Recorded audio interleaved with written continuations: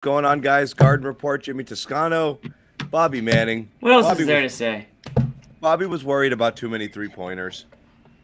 I Well, can't believe it. If you want to be worried about one thing, I guess you can really rear back and fish for it. But if you have Hauser, Slick House on your team, who cares House how many money? three?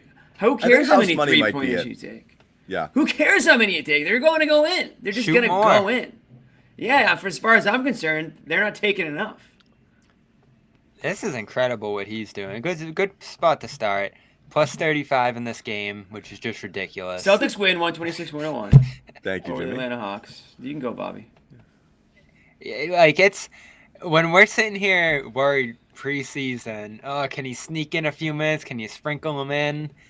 Instead, he's swinging games in Yeah, his minutes. again, it wasn't a worry as much as it was like, okay, like you guys are telling us he's going to play. We're like, Well, he all couldn't right. play last year. You had him He last couldn't play year, last and you year. didn't play him a freaking second. Oh, this you is know? what Sherrod keeps saying, is he's a different guy. You look at No, how... he's not. Why is No, my- he's Yes, he is. Yeah. He's No, he's getting not. those shots off like they're nothing. I mean, you put him in that Bucks game last year. That's really the only one we saw him get extended run in, and he was solid. But that little flick of the wrist to Tatum, and then he's right into his release. It's crazy stuff. Plus, he's got some good poise on the defensive end now that clearly developed. I mean, more than anything else, him and Hauser. Him and Hauser are great success stories for Maine. I mean, they've developed some guys up in Maine over the Look. years, but to tailor these two role guys to do what they want to do is really impressive. Sure, maybe there's some offseason improvements that he made that were so profound that that made all the difference. Maybe though, it's a combination of having matured a little bit himself, but really being just given a regular opportunity and all the difference it makes. And I'm not going to turn this into a Aaron Nesmith, Romeo Langford debate because I'm not comparing these guys at all. But that was always my argument for playing the guys. You'll never know if they can play until you play them. Sam Hauser, you had no idea if he could play until you played him, which is, I guess, why we were a little dubious when it started. Is like, sure, you're saying he's going to be a major contributor, but he couldn't crack the floor. He went from that to the NBA plus-minus leader and the league leader in three-point shooting percentage, and Shout out Maine. the likely favorite to win the three-point shooting contest if they dare invite him. Who's this guy? Everyone would be like, what? No, they have to invite him. I won't watch if they don't. They Put have to Grant invite in him. it. They have to put Grant in there. It should just be Tatum. him, Grant, and Pritchard, and maybe Derek White. Maybe it would just be the Celtics, the whole Right, team. definitely. Yeah, I mean, this is one of the best shooting teams I've seen, and that's saying something. The depth here. I know Brian Windhorst did a pod about it this morning, and he was saying that too. Like between the free throw shooting, the 3-point shooting, and the finishing at the rim. Like this is a team that is unmatched in terms of its depth. Now, there's better shooting teams on a percentage basis because there's better individual shooters on some other teams. But 1 through 8 or so on this group, everybody's nailing. You got guys finishing, cleaning up at the rim. Great games from Kornet, Brown, White in that regard. So you're doing it in both spots. This Mazzulla system, to go back to what we opened the show with, of like Mazzulla ton system. of threes, layups, going all in on that. They're so like keyed in on that with good flexibility to adjust where needed. Tonight it was offensive rebounding, pace again, and good passing. They can do it all offensively. It's really, really impressive stuff. The craziest thing about this win was that they were up by, what was it? I think 9 at halftime, and Tatum and Brown did absolutely nothing. If anything, they were negative out there. And you look at the box score, and credit to them, they came alive a little bit in the second half, but just looking at the box score, I mean, it's just an attack from all over the damn map. It's just Look at all Pritchard over, from top to ice bottom. cold off the end of the bench last Look 3 at games. look at all of it. What Jimmy was saying. Tatum's ice cold. Brown picks up his 4th foul a minute and 30 seconds or so into the third quarter in a game that the Hawks right away, right in the third, got it down to 4 points. Right off the bat in that third quarter. And yeah. off the bat in that third quarter, we're like, uh-oh. And they extended They their answered. lead from 9 to 19 in the third quarter without the benefit of Jaylen Brown playing at all. And Tatum basically not really getting off the mat offensively. They did that. They did that with the reserve. And again, I mean, it goes without saying. I'm unplugged here. It goes without All right. saying. It stops there and it starts here. We know who missed the game. You missed Brogdon, you missed Smart, and obviously Right. you've got Rob out. You're down again. Think about that. Yeah, Down 3 of your 7 best players. You go into Atlanta, that's been playing well, that beat the Bucks the other night, that looks good, is a quote contender, and you just blow them off the floor without even playing your best game. It's second team in a week that's kind of come in to face the Celtics with contender vibes. Denver last week, the Hawks this week. A level above while missing players, like a full tier above those teams or 2 while missing players is unbelievable. Like, Zach Lowe said it kind of on the postgame show here. Like, they're a problem. Like, if you're the rest of the league, right? If you're the rest of the league right now, you're looking over here like these guys are serious. This team means business. They are serious right now. They're absolutely, you don't know what can knock them off their path either. Nothing right now. Best team in the league right now. We can all say it. I mean, just again going down. White 16, 5 and 10. He was awesome. Grant Williams 18. Hauser 15, including 5 of 6 from 3. 5 of 6 from 3. Kornet, dare I even say the name? Luke. Dare I even say the name? Luke himself, Luke Kornet, 15 freaking points for Luke Kornet tonight, 7 of 7 from the field, 14 from Pritchard, including an awesome shot there at end of half. That was just right out of Trae Young's book. But he can do that stuff. He can hit shots like that. And then you had Tatum with 19 and Brown with 22. I mean, just an attack from all cylinders. And when your 2 best players are having very average night and you still drop 122 points, again, against a contender, and no one's going to say the Hawks are, the defensive stalwarts of the NBA here, but they're a team that has, a playoff run aspirations, and the Celtics just went into Atlanta and pretty much did whatever they want against them on offense. I mean, that's really it's really all I can say about it. I mean, different level. Different level. You're seeing the defense come around too. This was the first night they actually played what's funny is offensively, you got the contributions from the bench, which offset Tatum and Brown not being kind of, dominant like normal. But this was the first game where I felt like they played defense from the opening whistle all the way through. And they did. They made it hard. There was an emphasis on it tonight. Obviously like got a little bit leaky, late with, just Trae Young getting some layup, but the game was out of hand at that point. They put pressure on them. They made it hard for them. They were swarming to the ball. It was a good overall defensive effort, trying to get the Hawks to take the shots that they wanted them to take. Jimmy Bottle Caps, throwing this super chat up here. Thank you very much for those of you who contribute. We really appreciate it. The money, any money's coming in dispersed to the hosts of this show, which is great. It does not go, it doesn't go in Nick's pockets. It goes in your pockets, guys. You know what, guys? And I give it back. I give it back. I don't keep it. I like to give it back. Toys for tots. Toys for tots. The question here on the Mazzulla thing, at first it was hard to tell.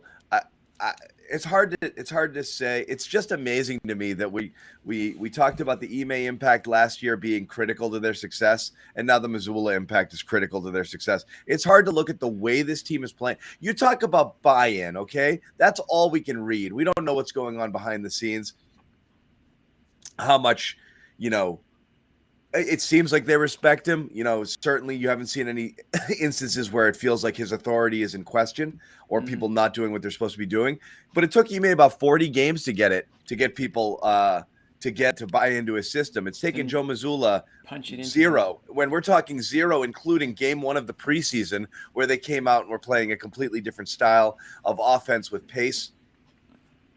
Wasn't this a concern of yours? My concern with this team offensively was you do that thing where they did it last year too. They've done it in spurts over the bad stretches of the last couple of years. They come out and they whip the ball around and they play really well and they have a high assist night and everyone's like, that's what you do that again. And the next night they come out and it's my ball, your ball, trade, my turn, my turn. Right, And they would always revert back to it. My fear was, okay, they got into this little passing thing, but eventually are they going to get back into hero ball?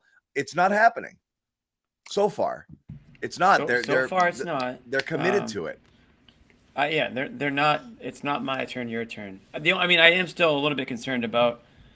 I didn't realize they were going to be playing the offense this effectively, because that was my main concern was on the defensive side, was that I didn't think that they could just rely strictly on offense, but right now they kind of are. But I guess that's the NBA all over the place. It's not necessarily a Celtics issue.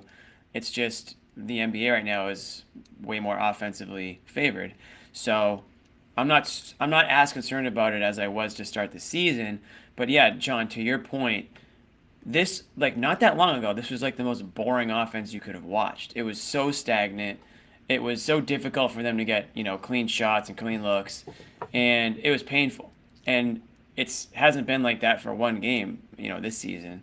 And yeah, I don't know how much of that's Mazzulla, how much of that's, just carrying over from last year. If every coach is effective, is any coach effective? Maybe it's just the players. I don't know. Yeah.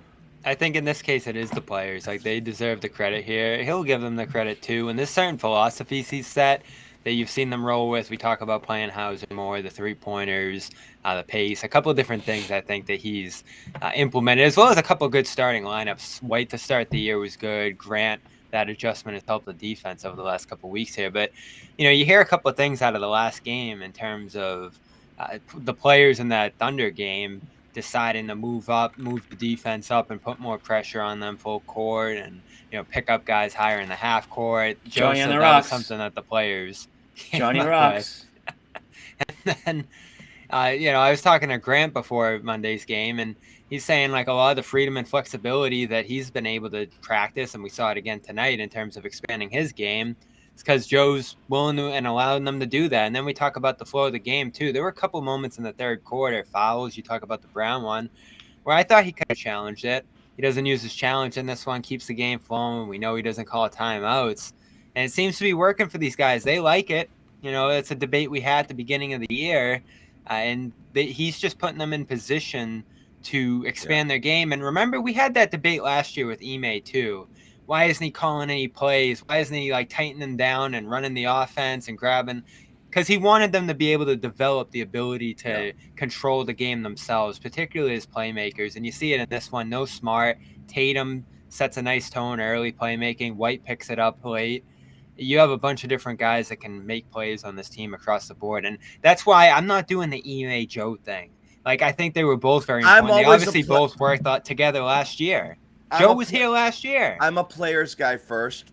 Ultimately, it falls on them. But what I'm saying is when you see a distinct change in behavior, or a system change, and then see it executed, I am giving credit to the coach here. That's what I mean is if they came out, you gotta give him credit. Give him some level of credit. Played the Ime system exactly, same swarming defense. We're an okay middle of the pack offensive team, kind of playing the same style that they were playing, but really made their bones on defense and be okay, it's a continuation. It's not. It's a total revolution. And I mean, again, obviously, adding Brogdon helps. But it's basically the same team, and Brogdon's been out the last little bit, which is again what's so crazy to me here. And people are asking why this question here, why the interim tag hasn't been removed. I don't think you can do that until you resolve the Ime situation. You can't make him the full-time coach while Ime is still technically on suspension. So it's basically semantics. I think is that another legal thing we have to I don't think you can do it. I don't think you can do it. It's so the idea of I think they probably want to, and I think Joe knows. I did ask Joe that a couple of weeks ago. He was still interim. Still interim. But it's I think that's it. It's semantics at this point. But I don't think anyone here thinks Ime is going to be back as head coach. I don't even think Mazzulla had to do well, and I don't think he was going to be that. But coach. Here's what's so interesting is you look at this team and you're they're wow, they're deep, but it's the same team as last year with Luke. Oh, shut up. It's just what I mean is it's the same players. Yeah, you were banking on your guys to improve. Hauser existed last year. Luke existed last year. Pritchard existed last year. You weren't getting these contributions from them. Guys came back better across the. I look at Grant. How? Grant's a How? whole new player. They had almost no off season. How?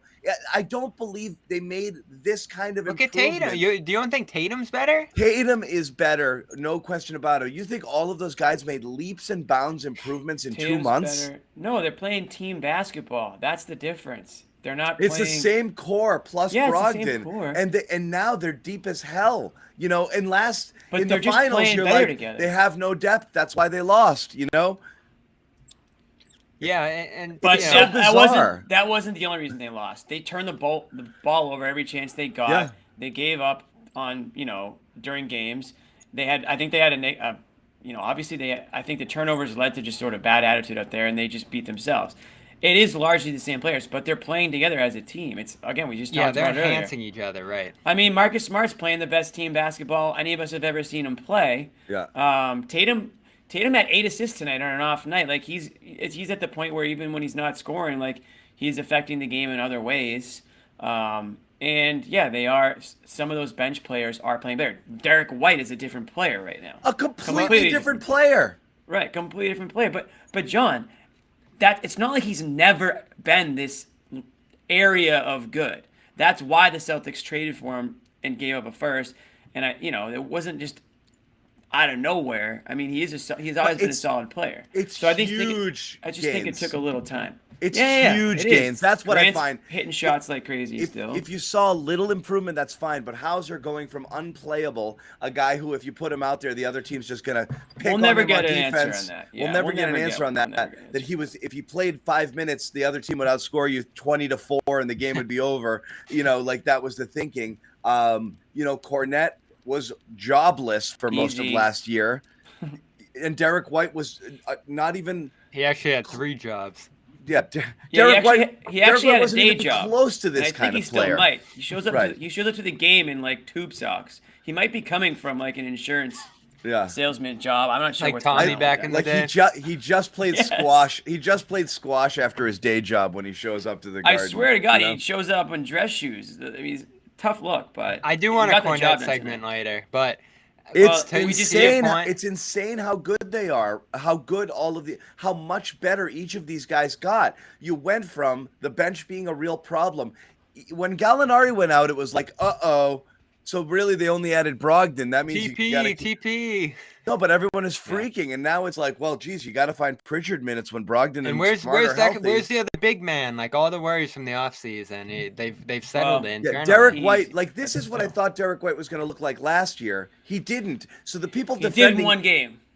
The people defending how Derek White played last year, why? He was awful last year. This is not what he looked like. Tonight he was unbelievable. This is a victory lap for us. Yeah. We can actually acknowledge the real Derek White. Everybody else from last season. No, he's good. No, he wasn't. He was bad. Take an L. He's good defensively. Offensively, he's looking like he's fitting in more. People are like, apologize. We'll take a W on you that. apologize for defending that version of him. That guy sucked. You can't say it to us, told you so, because you were literally wrong that whole time. Now we can say, okay, yeah, this is a good basketball player. I keep waiting to wake up from it because, like I said, is the massive improvements from each of these players that now all of a sudden you're running lineups out there that are basically, Grant Williams, Blake Griffin, Kornet, Pritchard, and Hauser go, and they're doing okay. That's bananas. That one wasn't in there that one, but yeah, I saw that one too. I'm like, what? How is this viable? Joe likes to experiment for a few minutes each game. Wait, what was it? That was a wacky one. I might have it wrong, but it was Blake, Grant, Blake, Kornet, Pritchard, Hauser at one point. Like, that's not a real lineup. That's him just messing with the league right there. It's unbelievable, but they're good. They're extending leads with this unit. It's unbelievable. When we, our first full season on the show here, 2021, and it's just crazy to look back on the difference versus 2 years ago. Obviously, the roster's changed entirely, but the players who are still here, every night we'd be sitting here like, why don't they ever cut? Like, why don't they ever run up the floor? Like, all these little things. So if we're talking about what's basketball different, guys, their approach has been different.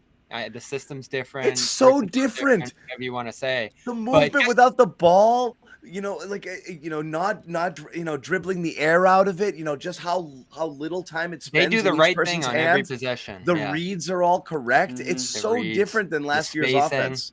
Yeah. I mean, this is unbelievable. I sent you guys this quote from Michael Malone on Friday before the game. And if you read this even last year and you're like, what team is this about? None of us would say the Celtics. He says they share the ball, 30 assists, only 7 turnovers, the 3-point line, they're getting it from so many people. You have 2 great one-on-one players who get the shot whenever they want, create separation from 3, get to the basket, finish, get to the free throw line. Tatum, 11 free throws. Now you put shooting around them. They run some really unique offense, a lot of smalls and a lot of cutting, and they do a great job off-ball movement, create confusion.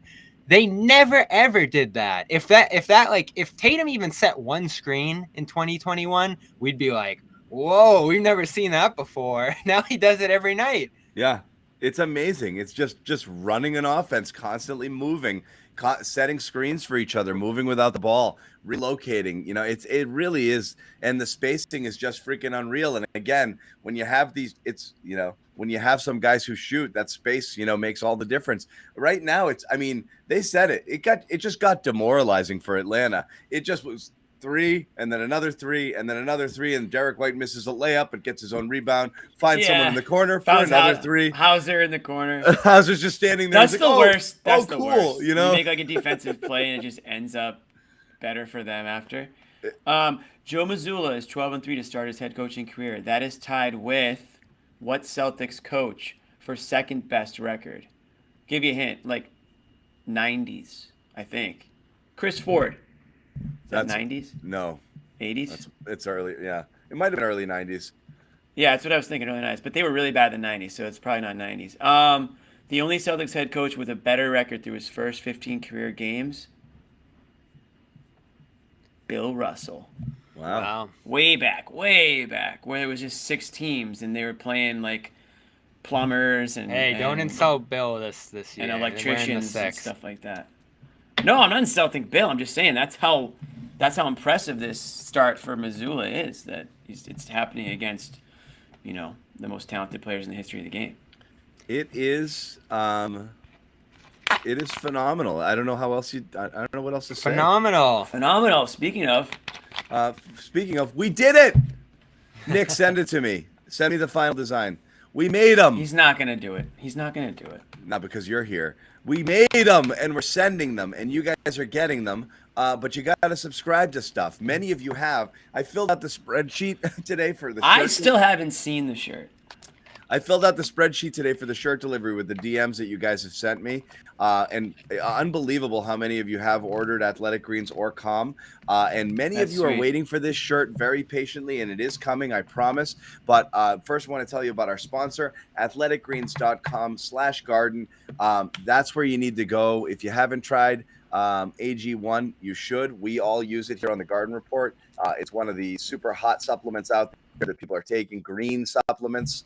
That help get your body right. What do we got? 75 vitamins, minerals. You know that. You know a cup of water. I know it's 75. Toss it in the cup. Vitamins, minerals. Good for your gut, good for your brain, good for your body. Mental clarity, energy. Mental clarity. Yep. You're good for your immune system. All of that stuff. Pep in your step. Basically $3 a day. Everyone think it's expensive. Look, I mean, oh my all God. of these. It's $3. You know what's $3 now for a small iced at Dunkin's? All of this, everything costs money. Okay, $3 a day just to not have to worry about all of the things that you're, probably, needing to put into your body. Taking a million different vitamins and buying bottles of this and blah blah blah that. It's all in one. It's $3. It's really great. 7,000 5-star reviews recommended by pro athletes, celebrities, healthcare professionals. So again, pro podcasters. Reclaim your health, arm your immune system, convenient daily nutrition, 1 scoop and a cup of water every day. That's it. No need for a million different pills and supplements. Look out for your health. Make it easy. That's the offer we're giving you. If you go to athleticgreens.com/garden, 1-year supply, immune supporting vitamin D and 5 free travel packs with your first purchase. All you have to do is visit athleticgreens.com/garden and get A phenomenal T-shirt. This isn't the Those look final good. design. Oh This God, isn't here the we final go. one, but it's close. Is it actually close? Have you seen Yeah. it, John? It's done. Tweaked. I like how ordered, those ones sent. look. Sent. Yeah, we all liked how those ones looked, but it would have been too simple to just do what we all like. So I hope to God that you guys designed a good one. Just let it go. We'll see. Just let I it better go. be getting one in the mail too. Nope. You might No. not after Paying. Somebody paying- asked, can we just buy a shirt? And you can just buy a shirt. We will put it on the CLNS Media that. website. $100. We'll have a little bit of Yeah. merch. Yeah. Yeah. Can you super chat a shirt? I don't know how to do that. Good We question. will, but you can just buy Hey, shirts. guys, if the shirts get a good response, we'll make more. We'll switch them up, right? We You got never some good know. ideas. We have some a few ideas in different the tank. designs that we haven't made yet, but we'll put them on the store. And if we do get some hits on those, we will design those as well and send them out to you. So I there want a will be Brockton Wi-Fi shirt. I don't know. there will those be a coming. Brockton Wi-Fi shirt. There was an issue with the Wi-Fi as we were trying to design it. There's a Jimmy Homeschool lunchbox that we're making. Ooh, Yeah. So You and let's go. Pritchard. we'll get Yeah. a few. We'll get a few. So that's that. You Few get new you ones. get that shirt whether you purchase Athletic Greens or Calm. We'll tell you a little bit about Calm a little bit later in the show. Let's kind of continue on here. With tonight's stuff. Want to talk, Luke? Let's do it. You can't not talk, Luke. The question is This is the time to do it. is it Apology Cam shirt? Yeah, Jimmy Hardhat. That's There we actually a go. great idea. Apology Cam shirt Apology is a Cam must. shirt's a good one. I think I'd rather do the hard hat than the lunch pail. That's more Dudley, positive. Dudley, I might send you a shirt just because you're Dudley. Dudley gets a shirt. OGs might just get shirts. Yeah.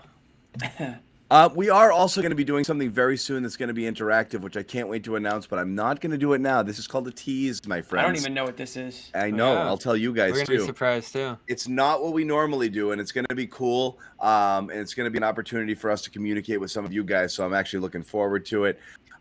It's not the stuff we've normally done, but anyway. Also, someday, a live show in person. This is a live show. In person. In person, yeah. Doesn't live mean Oh. I was with you, Jimmy. Doesn't live mean Sherrod, I like, thought you weren't in the. in I thought you person? weren't in there In today. front of a live audience. In front of a live audience. Hello, can you guys hear me okay?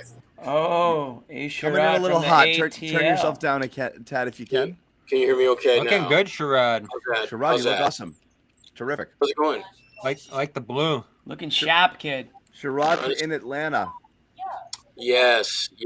What a game this was tonight. I don't. Have you guys jumped on a Luke? Luke, is amazing. We were just about to start. We were about to hit Luke, but I wanted to ask you a question because you're there. How demoralizing was this for Atlanta and their fans, and just generally speaking, just the reaction to how you come in and you're hosting and you're at home bringing in the Celtics. They have the best record in basketball. You just took down the Bucks. You probably fancy yourself as some form of contender, and you absolutely get tuned up in a way that shows you're not on this team's level. While they're missing 3 of their players, this is a spirit-breaking, manhood-robbing sort of loss for the Hawks. Yeah, I mean, I wouldn't be surprised if Wow. we saw them lose like 3 of the next 4, 4 of the next 6, 6 of the next 10. There goes it's the that kind of season. loss. I wouldn't The be green Second and surprised blue. if some Yeah, of them just quit. I mean, you look at the way Patriots used to do that to teams. You go down the Yeah, line. those are Pretty the much days. anyone that stepped on the floor for the Celtics, they had their way. They got exactly what they want. And if Atlanta, they just had no answer at all game long. And it's a major demoralizing loss. And if you're the Celtics, it's like, damn, we knew we were good, but damn, are we really this good? And you're gonna be getting Rob back very soon. There's absolutely no doubt about that. Rob is going to be back very soon. Oh wow, what's that supposed to mean? Well, him and I had a talk this morning, and I just put something on. What? Rob is going to be back very soon. Tell me more. Yeah. Here's the John thing. thought his leg was Breaking coming news. off. Tim, Breaking Tim. news. Tim, Keep in make a mind- graphic that says Sherrod says Rob is going to be back very soon, so I can Quote put it on the unquote screen. very soon. keep this in mind that the timetable that we had for Rob was 8 to 12 weeks. 8 weeks to the day will be Friday. And Rob, with him and I had a conversation today. He could not stop smiling during our conversation. And I asked him, "Are you going to play tonight?" And he's like, "No, not tonight, not tonight." And I said, "Are you going to play? When are you going to play?" And he just could not stop smiling. And the thing he kept going back to is like, we are checking off all the boxes that we wanted to before I come back, and we've checked off quite a few boxes. Okay. And so and plus Okay. today things were right. He said things were much more game simulated for him as far as his workout session today. So he's very close. He's very close. And again, if he were to come back on Friday, that would be 8 weeks to the day from when they said that he's going to be out. And it was an 8 to 12 week window. So any day now, we can see Rob Williams back on the floor. And if you're the Celtics, that's a good thing because your defense is finally starting to kind of show signs of figuring out how to play with each other. And now you're going to get the one guy that can take your defense to another level. So this was a good run for the Celtics. And the fact that you've been able to have the best record in the East without your best interior low post cover every mistake you make defensive guy, they're going to be kind of scared. I can't believe I can't believe you're doing this to me. Keep talking, Sherrod. Keep talking. Well, Say something else like that felt that good for us to hear. I want more. I want you just to talk. John thought his leg was coming off. Now he's back. He's very. I mean, again, Rob is usually a pretty even keeled guy about most stuff, but he could not stop smiling. Yeah, could not, and that's not him. Like, what kind of smile are we talking about?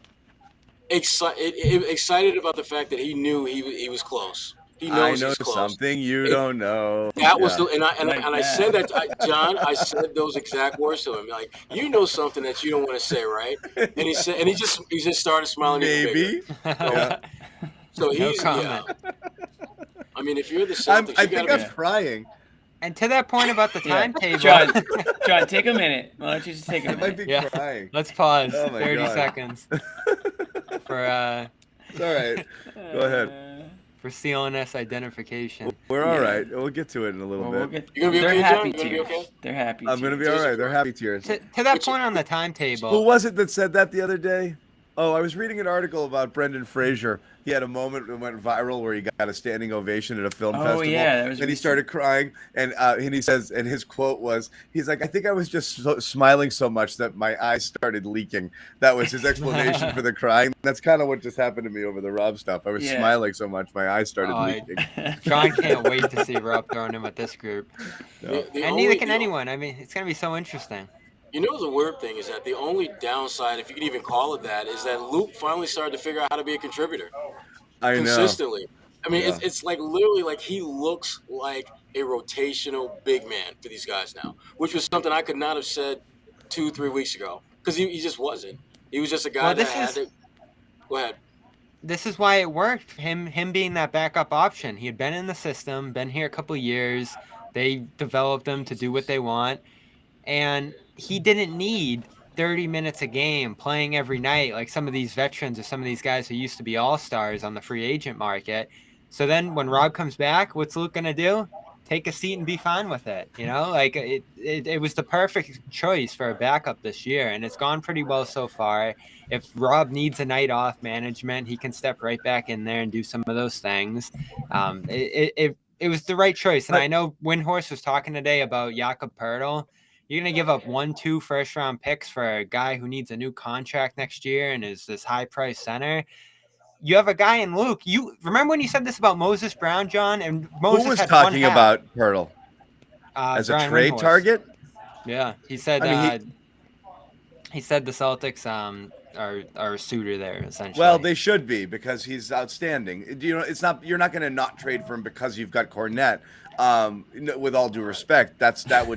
But how much is Poeltl going to play when Rob's back? A lot, and also you're not just looking at that. You're looking at an Al Horford. Rob's not going to come. You're looking at Al Horford succession plan and Rob insurance. So you're not going to not do it just because this year you feel okay. That's a great move into your future, especially if you're able to re-sign a player like that. So of course you would want to look at that. But what this does gives you insurance to give guys load management. You can rest Rob on back-to-backs or Al or something, and you can go in there and you're not going to have to play a lineup that's not going to have you be competitive, because you've seen it now with Kornet and Pritchard being able to slide into roles and do their thing. So, yeah, go ahead, Jimmy. Well, no, I mean, you kind of nailed it. I believe Sherrod that Rob's probably a lot closer than we all know to coming back. That doesn't mean he's going to play 30 minutes a game right off the bat. So, they're going to ease him back into this thing, and it's probably going to be he's going to start with 12, 15 minutes a game. He's not going to play back-to-backs probably for a long time. And, yeah, shout out Kornet for everything that he's done. But at the end of the day, look how good – I mean, don't mess around. Like, you're obviously right now considered the best team in the NBA, but things can change quickly. A guy goes down or you're not as hot as you were to start the season. If a guy like who'd you say it was?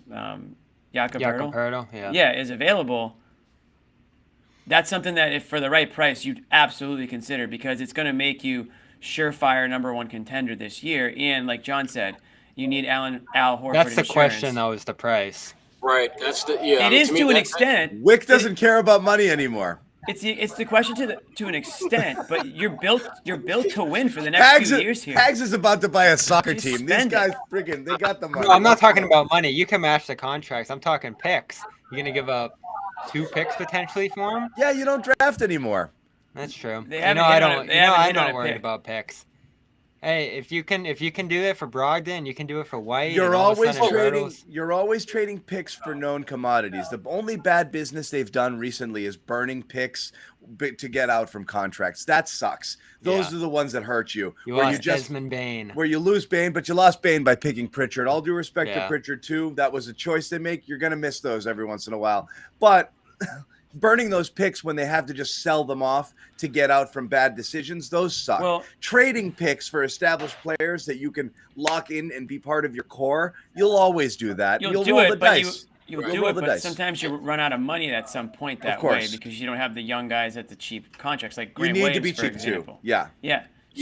But you also it puts a greater emphasis on your scouting department to find those low budget, high Hausers guys like Sam Hauser. I mean, he's a great example of how you have filled a need that you've had for a long time, and you didn't have to spend a ton of money. You didn't have to go out and get, a Buddy Hield or some of the other guys who have the reputation and a track record of being great shooters. I mean, Sam Hauser, I didn't think played a great game tonight, but you look at his final line, he's got 15 points. He made 5 out of 6 threes.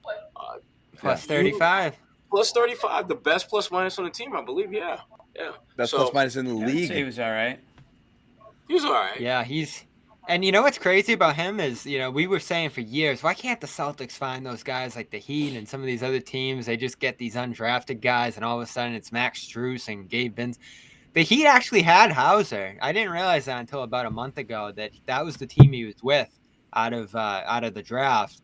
They didn't end up signing him to a 2-way deal. The Celtics did, and the rest is history here. So this is actually, I think, the Heat probably kicking themselves now, saying, "Man, we had Hauser in the house and couldn't hold on to him." They had expensive Hauser already, so they didn't need him, right? Yeah, Robinson, right? Yeah. Yeah, there would have been no point in him keeping him. Yeah, and Sherrod's article right here, Sherrod.substack.com. You can go get the Sherrod article right there. Subscribe to that situation there, and find out all of the quotes. Read all of the quotes from Rob and his and Sherrod's interview with him today. But Smile again, insider. Dropping a little bit of knowledge. Well, here it makes sense. Yeah. Because a couple of weeks ago, he appears in New York. We were talking about the fact that he was traveling with the team, and at that point, he was dunking. He was running the floor. Doing pick and rolls. All Hopping up off the bench. He's not wearing a big ass brace on his leg. He looks like just a normal person. And that was what, 2 weeks ago almost. Yeah. So they said basketball activities in 8 to 12 weeks. If he's doing all of that stuff, he's already back to basketball activities. Right. And another person on this trip that you guys haven't talked about, I'm pretty sure, is Danilo Gallinari. Nowhere close to where Rob is, obviously, but the fact that he's with the team is a sign that he's definitely progressing.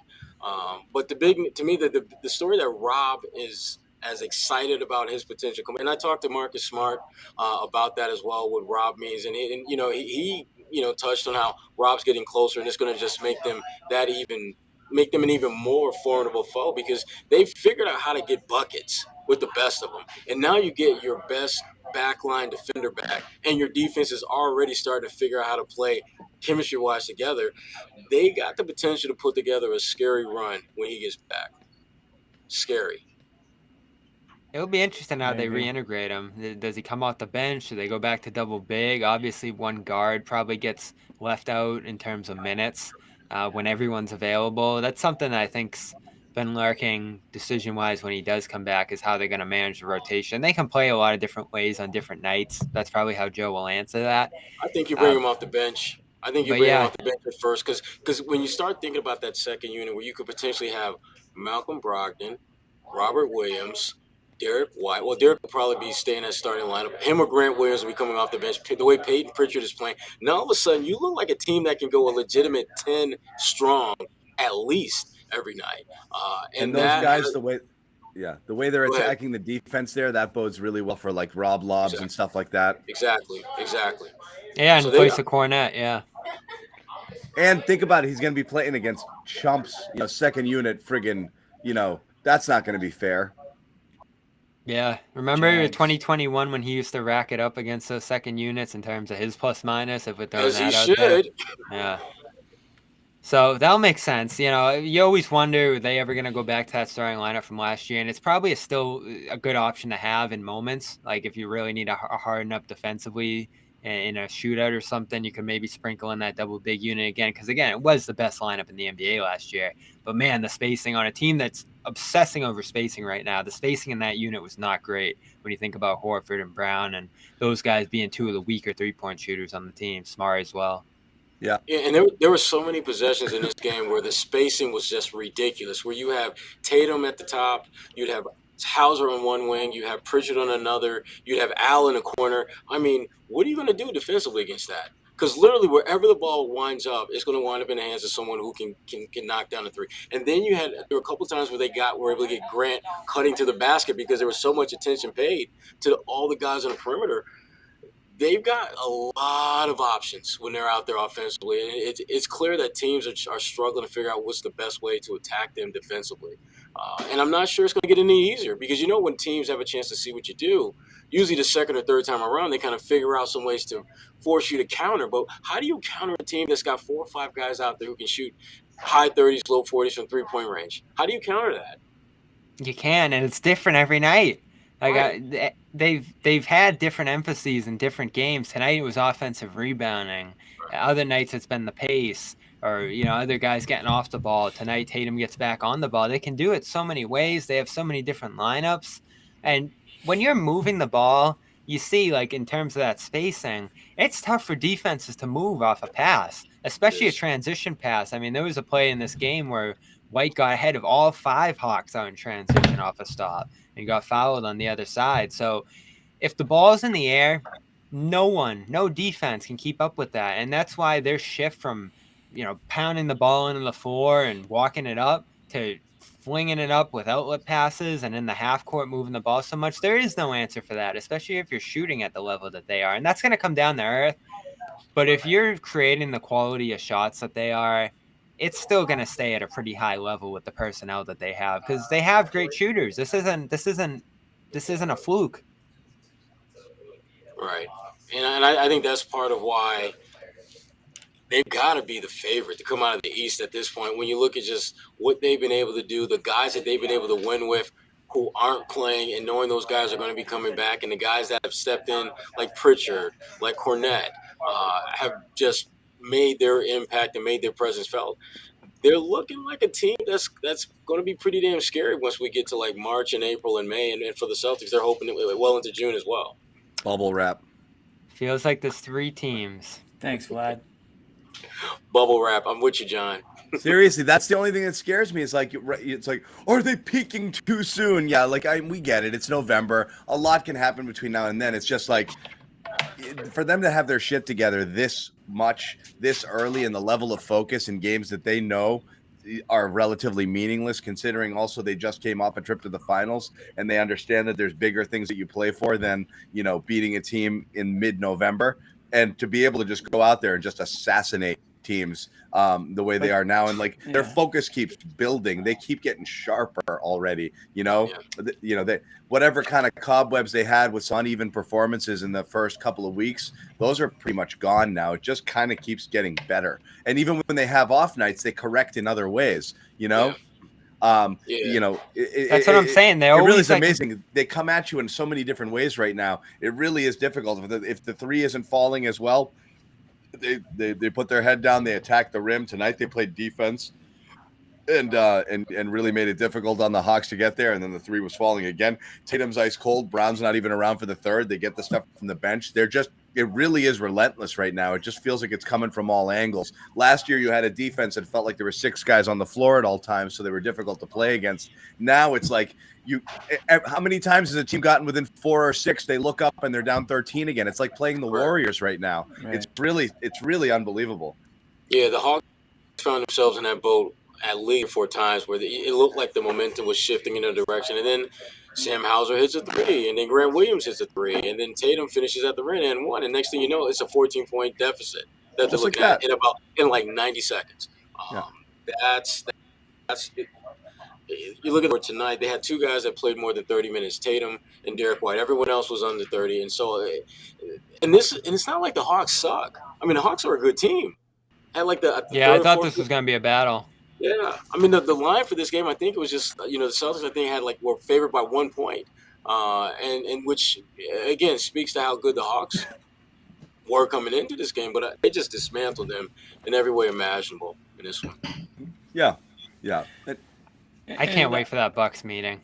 Yeah, that's gonna be awesome. What's up, Jimmy? No, just that comment that you just posted. I was gonna say something very similar to that. Is that they are playing like. I mean, John, you mentioned how you're kind of surprised you're playing this way because they know that the playoffs are kind of the time that matters. But they played like this for the majority of the second half of last season, and then the playoffs came and it was kind of hit or miss in certain. I mean, they made every series, aside from the Nets series, they made every series very, very difficult and more difficult than they needed to be in some cases. So I'm happy to see them showing the effort. And let's also be clear. They're gonna run into something. They have to at some point, and I want them to. Yeah, I don't want them to regress to the point where they suck, but I want them to run into a little bit of something. Adversity. That was the word I couldn't think of because I'm dumb. Well, they've had a few injuries early. Injuries, yeah, right. And last game's a good example. Not injuries. I mean, just like playing like shit in terms of falling out of rhythm, execution, not making shots. Figure out how to get back out of that funk, get yelled at by Mazzulla and come back from it. Well, I mean, last game's a good example. They basically, played like ass for almost 3 full quarters and then kind of did the taking care of business switch, and flipped it. I fully expected them to lose that game. Yeah. I absolutely thought they were going to lose that game.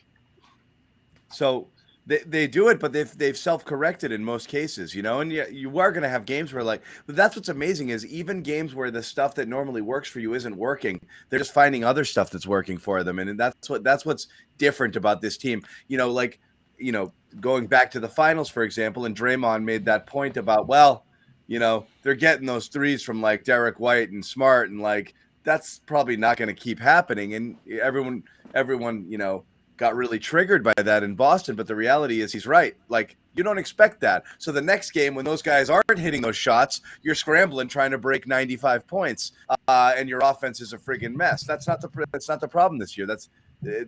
They could score in a million different ways. It's totally different. And again, I'll say it. I've been saying it throughout. The defense is there when they want it, and obviously when Robert turns 2, that's going to be a game changer. But I think tonight was a good example. Yeah, no Smart tonight either. So right. You're without a couple key defenders, and they still played great. Yeah. They just got over the 100-point mark without your best perimeter defender, without your best interior defender, and without your best 6th man, and you win by 25 on the road. Mm-hmm. That's not normal. Credit to Tatum. Credit to Tatum, who's been great on that end. 3 blocks, 3 steals on Monday. In this game, he had another steal to start it off, and he's making his all-defense case. You got Horford off to a pretty good start on that end. I'm still waiting for a little bit more from them as a team, though. Like putting Grant in the starting lineup, good move, I think. He's been able to guard some guys like Young and Ja and Shea in the guards. A lot of credit to him for being able to do that.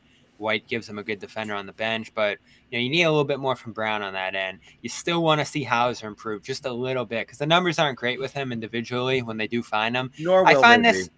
Well, this is the thing, John. Like, we're sitting here doing backflips, but at the end of the day, they got to win a championship. I know, You but got to you be li- a top level defense to do that. They're still like 20th. That's where we disagree. Of course you do on the whole, but you live with some imperfections. If everybody on your team was a dynamite 3-and-D style player, they'd all be making $35 million and they wouldn't be on your team. Yeah, I'm not saying don't play them, but they just got to play better. Well, no, they just have to do what they're supposed to do and then recognize they can't do everything. If they could do everything, they'd be in a starting lineup on some other team making $35 million a year. There's guys who are defensive specialists. There's guys who are shooting specialists. There's guys who do different things. As long as they do their job and remain competitive on the other end of the floor and hold their own and do their best, don't get lost on things, don't blow the whole team concept. That's as much as you're going to ask for. They can't be ridiculous liabilities, and Hauser right now is not a liability. I don't know how much better he's going to get defensively, and I think it's okay. Yeah. The thing about Hauser is that when we watch him play and the game is over and we're evaluating what worked and what didn't work, rarely are we talking about his defensive deficiencies because he's not going to lock anyone up defensively. That's not who he is. But he's not exactly getting torched night in and night out either. And to me, that's what I worried about is him, having a night where he'll maybe go 2 for 6 and the guy he's guarding goes like 20 for 20. I worry about that, but I don't now because Hauser has shown the ability to at least keep a guy in front of him. That's what I'm saying. It's literally that simple. Can you keep a guy in front of you? Because you've got – and think about it. When you get Rob back, if he's on the floor, he's got even more now you got flexibility. protection. Yeah. Now you got protection. So Bobby, I hear what you're saying because that for me is a big worry. But I've seen enough of a sample size to think that maybe it's not quite as problematic as I think a lot of us were concerned about. Yeah, he that's can survive. Exactly that's exactly it's just a matter of them reaching a higher level as a team now. Because I'd have to go back in the history books, but a team 19th in defense probably isn't winning it all.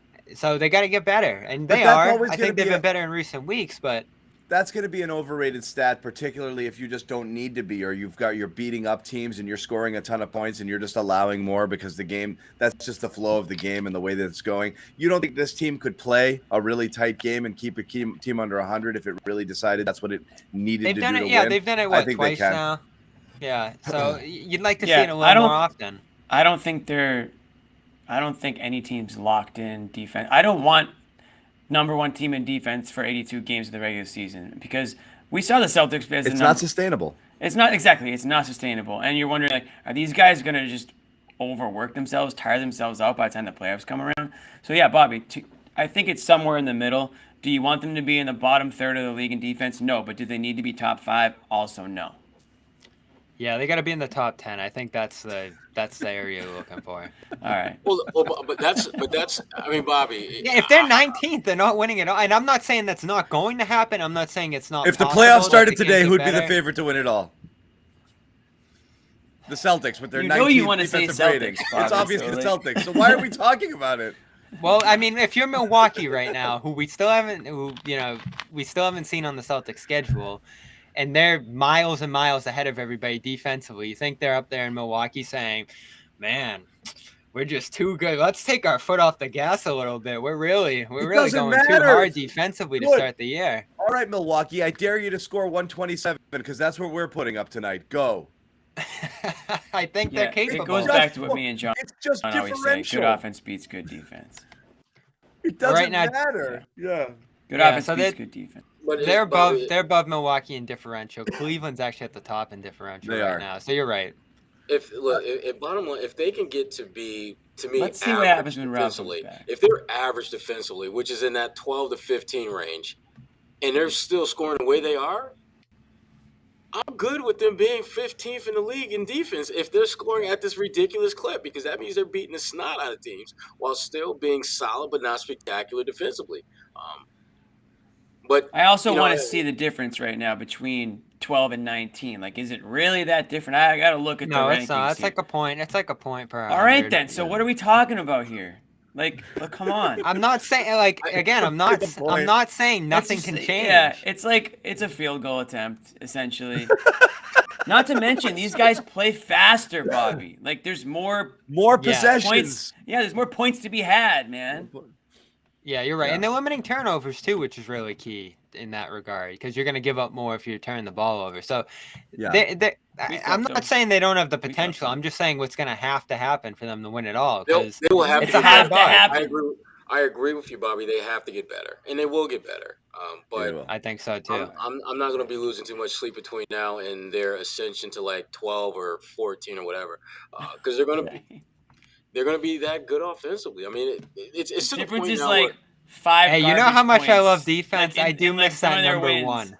Like When they were sitting at 1 last year and just teams weren't scoring for 10 I like possessions number at a one time, offense I love much that. better. the difference from them being ranked like 13th and 19th right now is like Blake Griffin being in the game. Like, what are we talking about? That's not true. All right, what we need to do, everyone's got to calm down We a gotta little bit, take okay? it down. Okay. Everyone's got to calm down a little. The Celtics, when they want it, that defense is there. I'm not worried about it. They have both the individual talent, and we've seen They'll them do flip it the as a team. switch. Remember that phrase? But they can. That's the difference. Is now this is a team that's They playing more flipped like the app. a veteran team with purpose and presence that I energy is actually believe shifting. can. the Yeah. energy is shifting before our eyes. So Yes. you Put on need the to. shirt. We need to calm down. You guys need to stay We calm. need our So energy please, to shift. yes, guys, check it out. Calm is another one of our sponsors here at the Garden Report. We got another new one coming in next week. I'll give you a sneak peek of that one as well. Does this one qualify? Does Com qualify for the shirt? Yes. Any There you go. sponsor purchase, including the one we're starting next week, qualifies for the sponsor. shirt. So please Okay, because somebody in the comments was like, "I want the shirt, but I don't want to buy the green stuff." Okay, well you don't have to buy the green stuff. Buy How the about you com- just buy how the about com you stuff. Yeah, how about you buy the com stuff? Everybody the get com calm. stuff. We mean com.com. The shirt will be available. The shirt will be available on the store as well. So I'll give you details for that later. As far as Calm goes, it's the number one mental wellness app. Everyone here on the Garden Report uses it religiously, helps you reduce stress and anxiety through guided meditations, improve focus with curated music tracks, rest and recharge with Calm's imaginative sleep stories for children and adults, movement sessions constantly updated, particularly or especially if you do get that premium subscription, which you can get if you go to calm.com and get 40% off a yearly premium subscription. It actually is a phenomenal deal, and it's going to get you a phenomenal t-shirt as well. 100 million people around the world use Calm to take care of their minds, stress less, sleep more, live a happier, healthier life. You know what's the Calm.com/garden, 40% off premium subscription and phenomenal t-shirt. I You'll get used it. Calm before it was a partner here. Yeah. Just saying. Bet I you think did. a lot of people have in our chat before I'll we just even. be honest. Get some crickets? I just turned. You hear that? I just Oh, yeah. turned the app on. New sleep story. This one's called Beneath the Starlit Dome. I haven't even listened to it yet. I'm gonna have to fire that one up just to see what it's about. But they're always putting new stories up, and sometimes you just never know what you're gonna get. Jason Tatum in the chat. Beneath the Starlit Dome. I We want haven't to had Tice in the Jason chat in a Tatum minute. wants I to wonder buy how the he even shirt. knows. Jason Tatum gets a shirt. We'll let you buy it. But honestly, the You shirt's can going to afford cost. it. Shirt's going to cost $25. The Calm Premium subscription is not going to be that much more than that. Check it out. Honestly, check it out. And it's 40% off. You're not gonna get a better deal than that. And it's 40% good. It is off. great stuff. You're gonna use it and be like, I need this. Christmas Check it is out. coming, the holidays, Hanukkah, all that stuff. You're going to I need love gift Calm. ideas. You really love somebody, and you think they might be able to benefit from a little everyone wants- meditation, Look at but what you it's don't really done. want to say it. Look They want it. They Garden Report pink hat too, which I don't know where it is right now. But fine, at I'll what give you it's a done to Garden Report John. pink I've hat. never seen John so positive to start a season. Maybe there's somebody in your life that's a little crazy right now, and you don't really know how to tell them. You just gift them a Calm subscription, and maybe they get the hint. and I'm they take never it down a few calm. notches. I'm excited or I'm angry. Okay, I'm never calm, but That's true. Actually. I'll be. I'm positive except when for it's when positive. except for when you're listening to the app, of course. Yeah, except when I listen to the app, Anyways, and that brings me down. Quite the read. I'm sure they're going to be happy with that one. It brings me back. It brings me back. So this was all good stuff. Again, it's just we're running out of stuff to say, but it really is. I'm just continually impressed. Well, we when you didn't see talk games about like Luke. this. We said we were gonna. Fine. Yep, that's where Sherrod wanted to go. Let's do Luke. Luke was Big screen. real tonight. Yeah. Luke had it going. Who wants to start, Bobby or Sherrod? Bobby, go ahead, Bobby, because you're gonna. Go ahead. Yeah, I'm amazed by what he's doing Here we right go. now. We'll let you Even have me it. as a Go ahead, believer. Bobby. He's Full amazing. screen. He's poking shots away from Collins. We need Guys Luke's don't want to theme go music to inside play on right him. now. Yeah. And how about the reverse slams? That's now 4 or 5 of them this year. I'm thrilled that they gave him the chance again because remember he got hurt in camp. He got lost in the shuffle a little bit. You had your Vonleh moment. You had Griffin to start the year in a few spots, and it looked like he was falling out of favor. And I said, all right, use him or get rid of him. Like, this guy's sitting right here on the bench. He's ready to go. He's feeling good. And all of a sudden you put him in this drop defense where they want to take the shots at the rim away. Guys don't want to go inside on him. And when they do, you have a 4-block game here. And he was doing this in Maine. He was doing this last year or 2 years ago now when they acquired him in the trade. He's a legit rim protector. He has great coverage in the paint. He covers the pick and roll well. Great fundamentals. He does the dribble handoff well. He finds guys with the pass. And is he the best center in the world? No. But he does all the little things. He does all the little things right. And now he's throwing down reverse dunks. So obviously he's better too. Remember that little clip? Threes, dunks. Remember that little clip of him throwing down off the dribble from the offseason that Brad liked? Well, looks like he added something to his game, put him on the list. Also throwing him down. Yeah. Affecting shots from 15 feet away. Something no one else in the history of the league has ever been able to do. A couple little things I liked. First of all, the reverse that did change the game. The reverse dunks, while they're fun, actually is just a real sense of kind the of game on its head. Awareness with his body, where he is, really coordinated to be able to catch and just kind of reverse it like that the way he did. It was pretty smooth. One of my favorite plays was actually, I can't remember who it was that took him to the basket, and he had to move laterally and stay with a quicker. He covers ground in the post, and he covered ground, got back down into the paint area, and was able to block a shot. It wasn't just kind of picking one off help side. That was pretty impressive too. Obviously, he knocked down a 3, but Derek White was looking for him on that pick and roll for a few possessions there, recognizing this guy's the tallest dude out here by 6 inches. I can get it to him, and Luke was doing a good job finding space and finding his spot, and White was really good with the hesitation, kind of operating that pick and roll. I actually thought they could have kept going to that. He actually had him one more time and just threw the pass a little bit too hard or too far on a lob to him. But just being able to exactly do what you do. You're tall, do tall guy stuff, block shorter people, catch the ball down low. Don't reinvent the wheel here. Don't reinvent the wheel. Just be tall. Just be tall. Just do tall guy stuff. Do what you do. Do what you do. Do what you do best. Just run around being tall. Just be and the ball will find you, and you will find the basket. Be the tallest version of yourself, Luke. Yeah. He was great. I mean, great. This is what when players and coaches talk about playing your role, this is exactly what they're talking about. Use your size, use your length, use the things that got you to the league consistently. Yeah. It's that simple. Don't try to do something you're not built to do. Luke, if you got a guy that's like a good 4 or 5 inches shorter than you, make your ass big and ask for the damn ball. If a guy's coming at you who's like 6'3", thinking that he's gonna dunk on you, don't let that happen. Foul him or block his shot. Knock him on his ass. Too many people are dunking on our guy Luke still, even though he's 7'6". Yeah. John Collins is a man.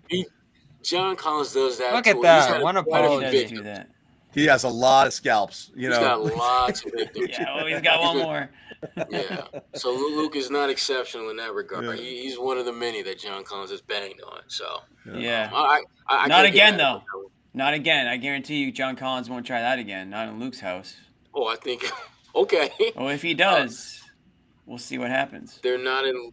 Yeah, because they're not in Luke's house. This is John's house tonight. So. Right. Well, no, the paint should be Luke's house is what I'm trying to say. The paint, anything that's colored in, that's Luke's house from now on.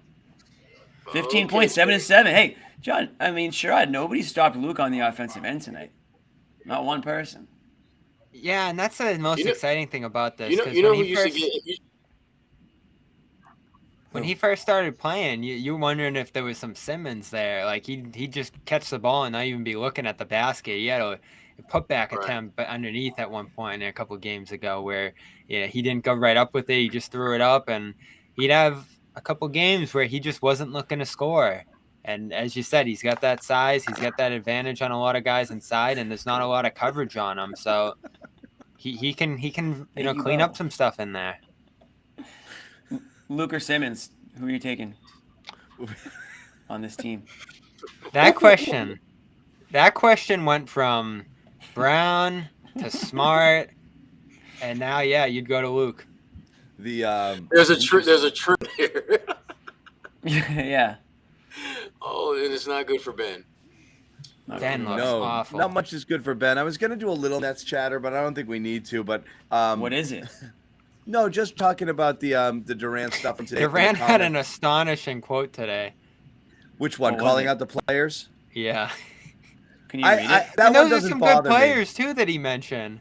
That one didn't bother me because it was honest, and I don't think it was meant to be disparaging. That's the one everybody ran with. The quote? He basically was like, "I'm out here with these friggin' 4 schlumps. How are we gonna win?" And it he was named Royce everybody. O'Neal, Nick Claxton. He used the guys' names. It was unbelievable. That actually is awesome. ruthless. I thought it was what's that Twitter account, Ballsack Sports? I thought it was one of those. It was for real. Dude, seriously. No, it was real. Dude, that's a shitty thing. That's actually a really shitty thing to say. It was a terrible thing. And you know what? On top of it, I thought him asking for Nash and Marks to be fired was pretty disgraceful. And he might have been right about it, but it's still not something you do. It's deflecting blame from himself. Edmund Sumner, Royce O'Neal, Joe Harris, Nick Claxton, and me. Not disrespect, but what are you expecting from this group? Facts, my dog. First of all, 100 times out of 100 times when you say no disrespect, you're about to disrespect somebody. Yeah. Oh yeah, that's gonna go over great in the room. No question. Like this dude couldn't even remember Claxton's first name. They had to add that in. He was just Joe Harris, Claxton. They put the parentheses. No disrespect, but what are you expecting from that group? Well, dude, you call yourself one of the best players of all time, which you are. So where's the disrespect going? It's going to the other 4 schmucks, like you basically called them.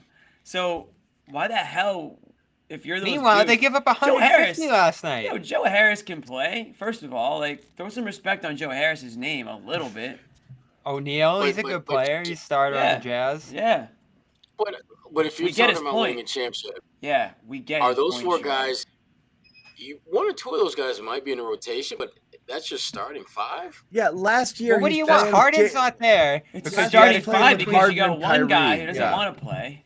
You got one guy who doesn't want to shoot. You got one guy who doesn't want to play. He should be calling those guys out. He shouldn't be calling out the guys who are showing up every day. The Durant stuff came out later in the day after a Shams report Shams and Sam Amick of The Athletic about how everybody hates Ben Simmons. And those quotes from Ben were just sad. Like, I know people think I'm bad, but like, if you know me, I try. And that's one thing that I do. And everyone's like, actually, what we're trying to say is we don't think you try. We don't think you've done anything to improve. We don't think you want to be out there. We don't think you care.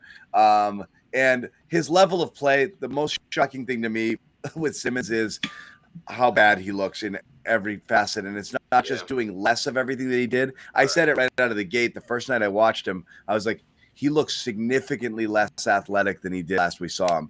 Everything looks worse for him. He just, if his name wasn't Ben Simmons and he didn't have the pedigree that he had, and it was just some dude who was playing on Brooklyn, Sumner.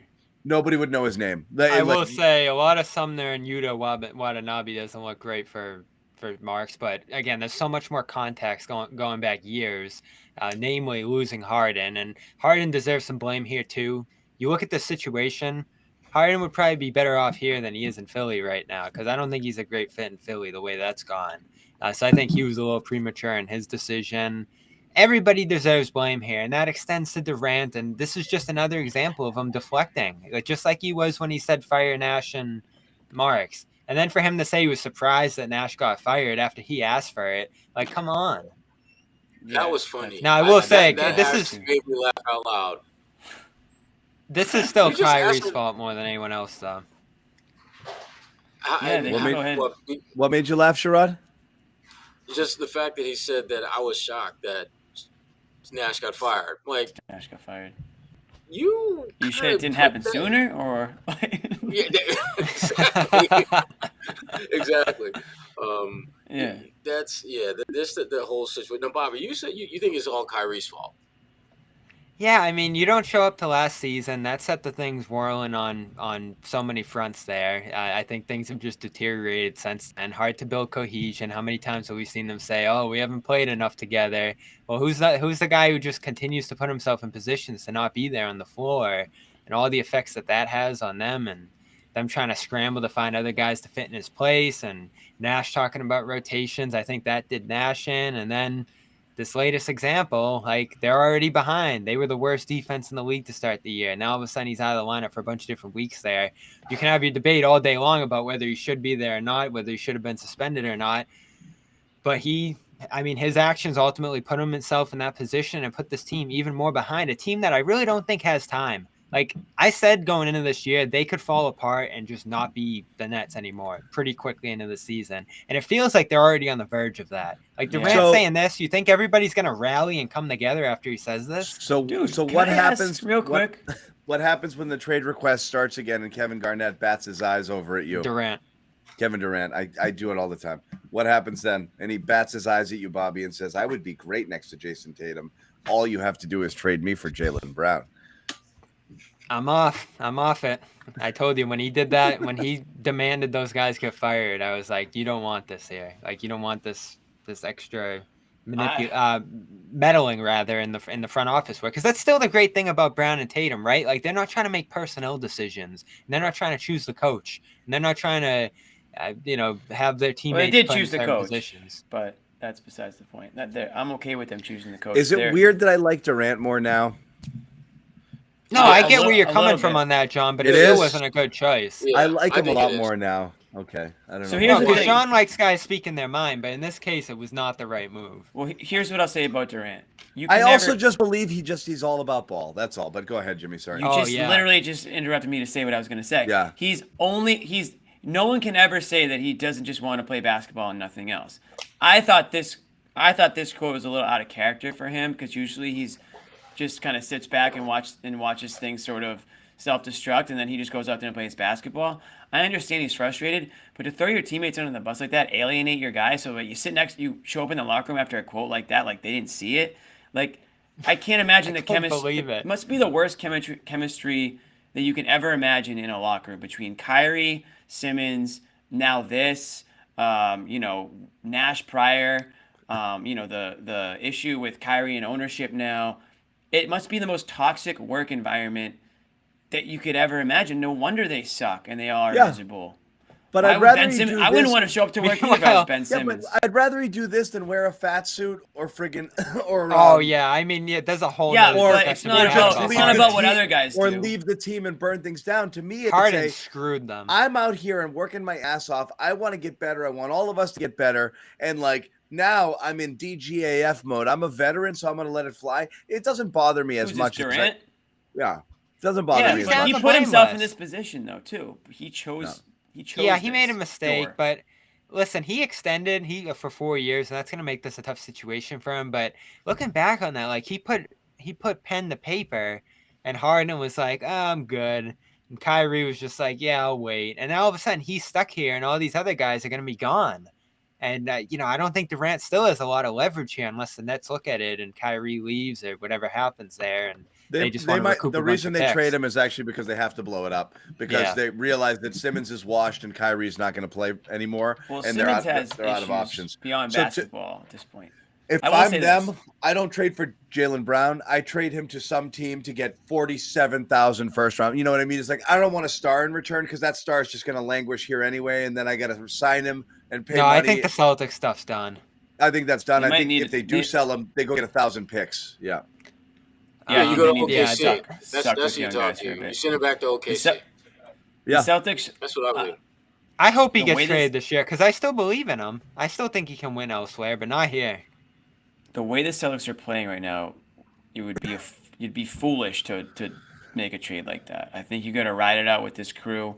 You're the number 1 seed right now. You're the favorite to win the whole thing. Why would you mess with that at this point? Now, if it was over the summer before the season started, that's a different story. You think about it a lot harder. I don't know how close a possible deal was, but at this point, you just gotta ride this wave. You even like That's Derek it. White at this point. Like, yeah, you're looking at White and you're like, oh, man, he's a good piece to have. Smart and Brogdon go down and he gives you this. Like, yeah, it's no brainer. They're not going back to that. I don't think so. Because now, Especially, and I hate that quote from Durant. I don't want that type of mindset Yes, that's what I'm mentality. saying. How soon is it gonna be where he's like, we got guys like Hauser, Grant Williams, If he says something bad about yeah, Kornet, Peyton Pritchard, Luke Kornet. I'm throwing the ball to Luke Kornet. Like it'll be 3 years from now if they trade for Durant. Guarantee it. So it does make you feel I'm all there's so set. much I'm sick of these nonsense players, man. going on around the league. I mean, look at the Warriors. I don't know what's going on there. You know, they're playing right now. I don't know how they're doing tonight, but that's been a whole disaster to start the year. There's a lot of messes around the league right now, and Warriors, everything's Suns, going yeah. perfectly for the Celtics. Yeah, pretty much. yes. I got one question before we are we Yeah. done? Because I got one question. Back on the Celtics or this? Back on the Celtics. I'm done with Go this. for If it. you guys have anything left, No, go tell ahead. me. Let's put a bow on it. No, I just thought we had an all-time bad hair matchup tonight between Trae Young and Derek White. And Derek I- White. And I want to know if you guys had to take one haircut, one hairdo for a year or for the rest of your life, which one are you going with? I'm going with White because Trey. I'm going with Derek. White's got you Trae- something unique. Why are you guys so going on. confident? Why are you guys so confident in that answer? Derek White's hair is Because Trey is hiding something. And there's some problems there What's underneath. Derek White hiding? He's got a headband Nothing. that goes a Nothing, mile nothing to back. hide. Trey's got some problems, in his with his some baldness. What some was like, up with Trey yeah. disparaging Grant tonight? Yeah, I know. John caught that. Yeah, Oh, that was tough. He called yeah. him basically He called was him like, fat. Grant's I've complaining never about seen the that foul, motion. and Trey's like, he hit me with his big belly. I think And you just saw I- Grant in I- the background saying, "What?" I mean, tweeted the Grant's gotta video. have If anybody something for wants to that. see it, I recorded it and tweeted it out right after the foul call. Trey Young's just going. Yeah, he was giving the little belly He's roll. like, he hit me with the big belly. He just bopped me with it. But if you're Grant, maybe you give Trey like a little noogie or something, Yeah. Like you got to come back at him for where it's about the hair. I think Yeah. those guys they need Sherrod, correct me if I'm wrong, but they just need to shave it off. No, Just White let it- White is fine. Yeah, Derek is okay because to me, his is more about this is a style choice.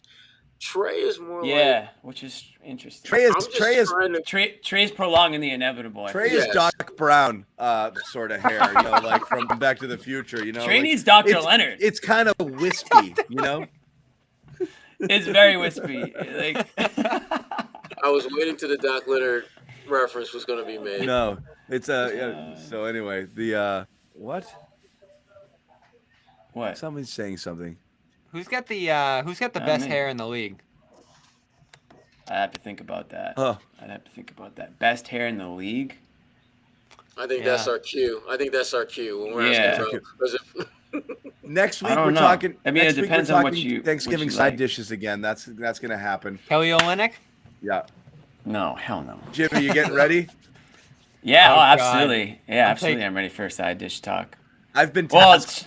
if I get a word in, John's got about 12 pies in the oven already. Wait, I'm are sure. we getting invited this year? I think last year you said we're getting the invite this time Yeah. around because you talked about 50 meals and we're like, all right, guys, hope you enjoyed the chat. I'm gonna go eat it. You're I not think we're gonna invited. do. Yeah, John got up like times to check on his like multiple side dishes.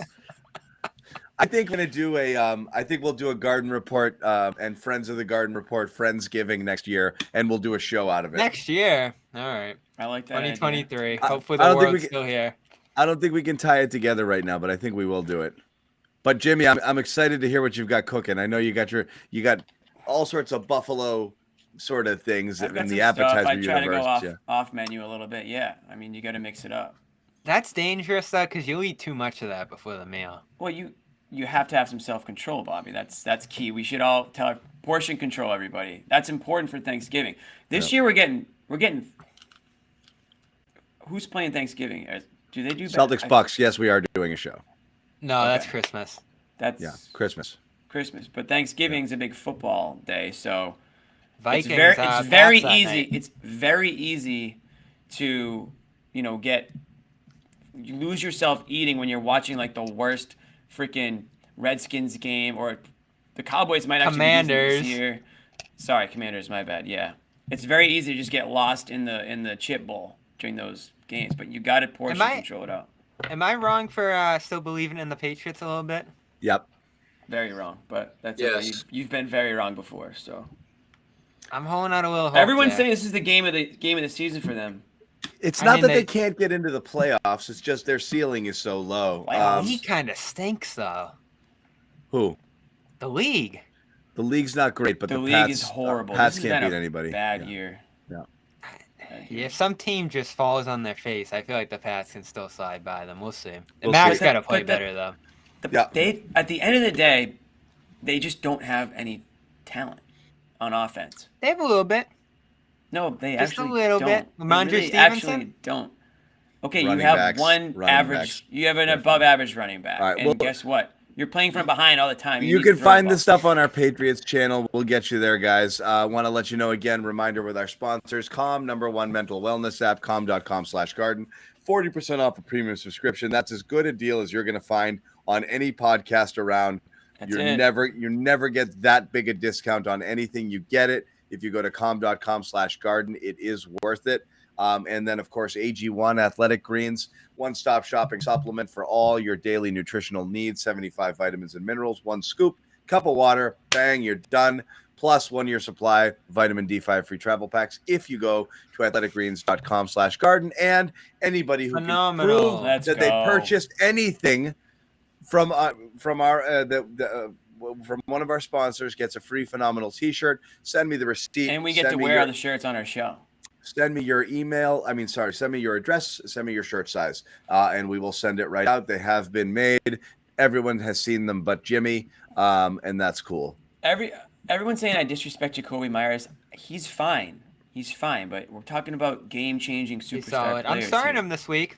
We'll see how that goes. Look, you probably Wow. give the That's like worst the, that's like fantasy. the best player. No, on your this is team. my good league. I forget that team's in the trash can with Sherrod's. We're giving up. Yeah. Yeah, well- Sherrod, are you moving on to New Orleans? No, coming so- home. No. We got I'll be Josue back. down there So Friday. wait, Joe I'm Sway's excited going. for that. Joe Sway's going without parental supervision to New Orleans. Oh boy. Yeah. Oh boy. Yeah. Watch out. It's not get the Mardi bell. Gras, is it? Get the bail money ready. Get the bail money Yeah. ready. Yeah. Oh, He'll be God. fine. You know, I've never Josue- been. Never been to New Where- Orleans. Yeah. Neither have I. Josue is there, New Orleans and Chicago, doing work.